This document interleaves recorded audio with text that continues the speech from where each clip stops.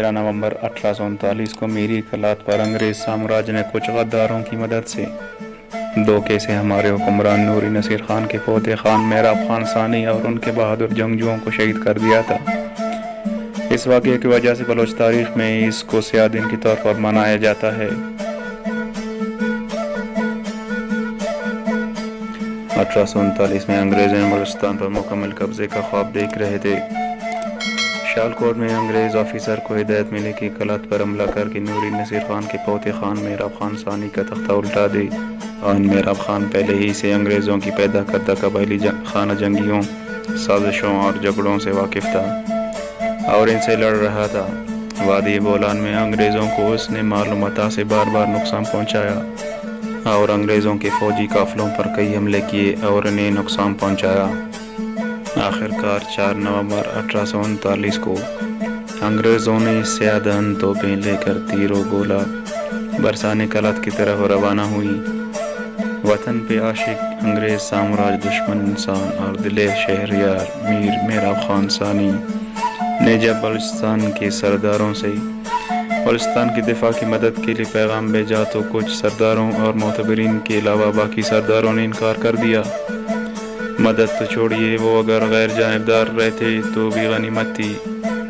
سرداروں نے وطن فروشی کی گویا قسم کھا رکھی تھی۔ انہوں نے تو راستے میں ہر جگہ انگریز جنرل ول شائر کا خیر مقدم کیا اور اس کی فوج کو اناج اور غذا کے علاوہ اونٹ اور گھوڑے بھی فراہم کیے۔ فرنگی فوج کے تینوں رجمنٹ میری کلات کی بلندیوں پر چڑھ دوڑی۔ میجر پیننگ کوئک نے کلات میری کی کندھاری دروازے پر حملہ کیا اور جنرل ول شائر نے بقیہ فوج کے ساتھ میری کلات کے شمالی دروازے پر حملہ کر دیا۔ بلوچ کس طرح لڑے، آؤ ہم دشمن کے کمانڈر جنرل ول شائر کے خود ان کی زبانی سنتے ہیں۔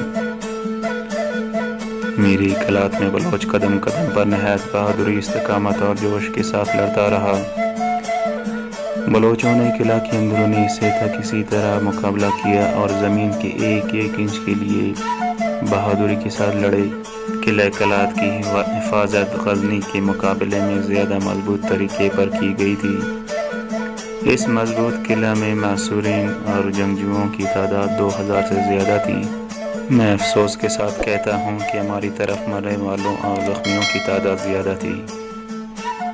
بالآخر انگریز توپوں نے قلعہ کلات کی فصیلیں ڈھا دی اور قلعہ کے در و دیوار توڑ ڈالے۔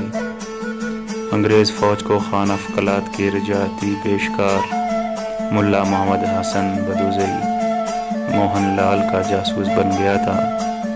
موہن لال انگریزوں کا ایک دلال تھا اور خانہ کلات کا ایک درباری تھا۔ آخوند محمد صدیق اور ان کے ساتھیوں نے قلعہ کے خفیہ راستے انگریز فوجیوں کو بتا دیے تھے۔ ان سب سے ناآشنا بلوچ قوم کے بادشاہ خان میراب خان ثانی اور اس کے نجیب ساتھیوں نے تلواروں سے دو بدو جنگ شروع کر دیا۔ گرتے پڑتے گرد و غبار میں راستے بناتے، ناروں پنکاروں میں لڑتے بلوچ قوم کے برگزیدہ بیٹے سروں پہ کفن باندھ کے نکلے، پرشان پرجوش اور اللہ پر توکل کر کے یہ وطن دوست بلوچ اپنی تلواروں ڈالوں کو جھٹکوں میں چلاتے اپنے کمانڈر کی کمان میں انگریز دشمن پر حملہ آور ہو گئے۔ خان میراب خان ثانی نے اپنے 700 بہادر ساتھیوں کی کمان کرتے ہوئے تلوار برہنہ کے ساتھ انگریزوں کا دلیرانہ مقابلہ کیا۔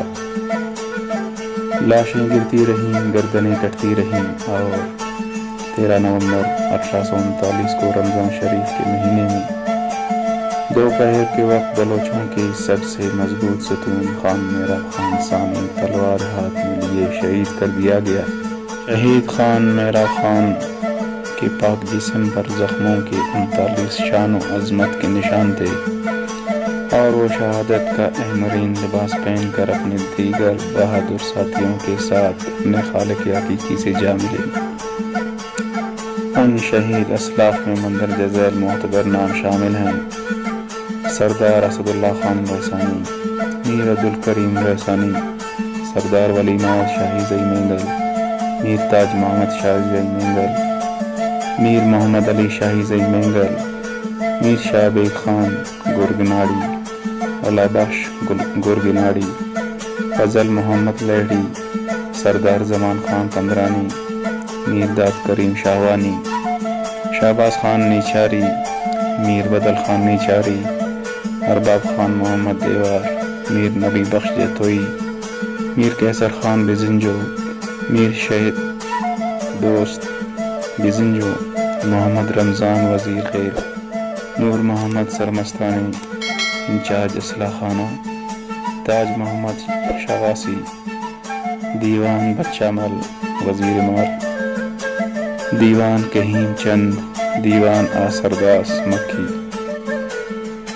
ان کے علاوہ 400 بہادر بلوچ جو قبیلہ مری، زہری، سمالانی، محمد حسنی، شاہوانی، بنگرزئی، کلندرانی، میروانی اور قبیلہ کمرانی سے تعلق رکھتے تھے، انہوں نے جام شہادت نوش کیا۔ بلوچ تاریخ میں خان میرا خان ثانی کو لال شہید کے نام سے یاد کیا جاتا ہے۔